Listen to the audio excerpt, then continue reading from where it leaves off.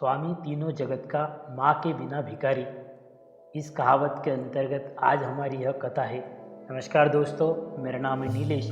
आज मैं आपको यह कथा सुनाने जा रहा हूँ। दोस्तों, एक बार एक शिष्य अपने गुरुजी के आश्रम में पहुँचा और उसने अपने गुरुजी से प्रणाम किया और कहा कि हे गुरुवर, मुझे आप बताइए कि माँ इतनी श्रेष्ठ क्यों होती है, जबकि माँ के तुलना में बाप बहुत काम करता है, बाप ही अपने बच्चों को पालन पोषण करता है, तो माँ ही क्यों श्रेष्ठ होती है।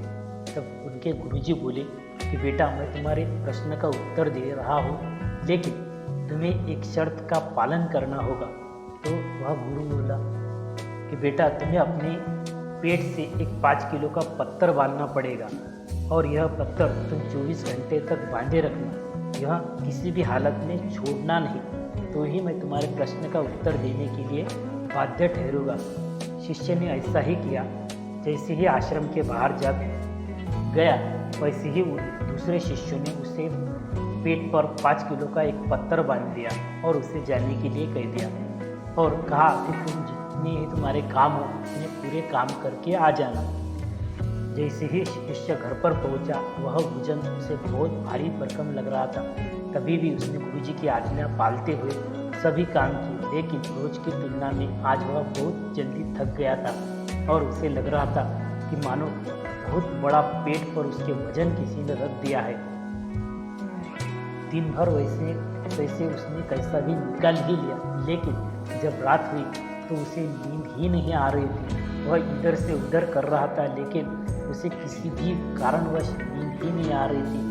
उसके पेट का वजन उसे असहनीय हो रहा था।